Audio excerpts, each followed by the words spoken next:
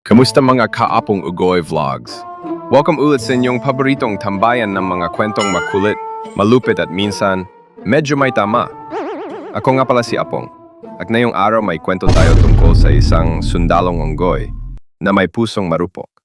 Oh, hindi lang tao ang marupok, pati unggoy, pre. Hahaha.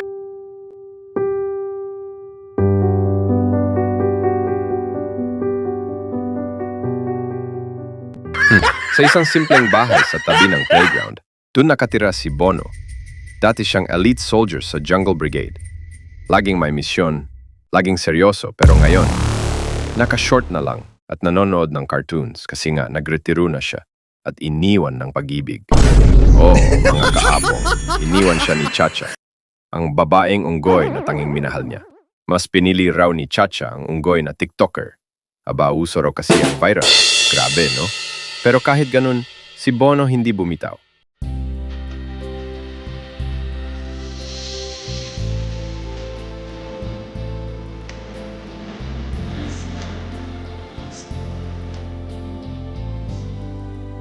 Isang araw habang tumutugtog ang Kung Ako Na Lang Sana sa radyo, nagdesisyon siya, babalikan ko ang sarili kong pagkatao. At si Chacha. Nag-training ulit si Bono, pero hindi para sa gera, para sa puso. Nag-workout siya habang may hawak na bulaklak. Nag-yoga siya habang umiiyak. At syempre, tinuruan niya ang sarili ng sayaw sa TikTok kasi yun ang gusto ni Chacha. Tapos isang araw habang nasa park si Chacha kasama si viral unggoy boyfriend niya, dumating si Bono. Naka-full battle gear pa rin, pero may hawak na teddy bear at champurado.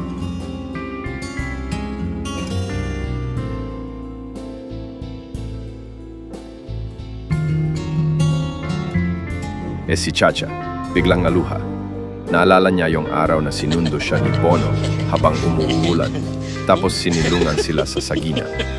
Di boom, kabati sila. Si viral boyfriend, iniwan kasi hindi marunong gumawa ng champurado. Simula noon, araw-araw silang nagde-date sa palengke.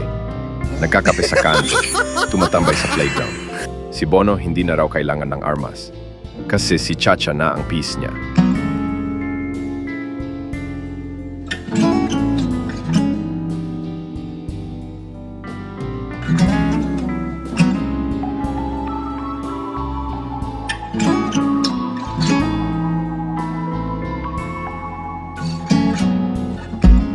Woke up in the morning, I couldn't breathe, thought I was dying. Pero teka lang mga kaapongs, hindi ibig sabihin na titigil na siya sa pagkasundalo.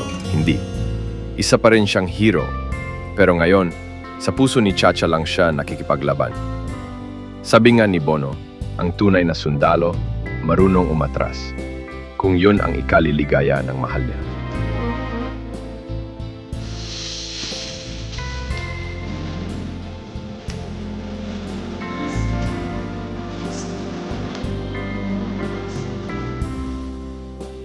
Aba, smooth si Kuya. At dyan nagtatapos ang ating kwento mga kaapong.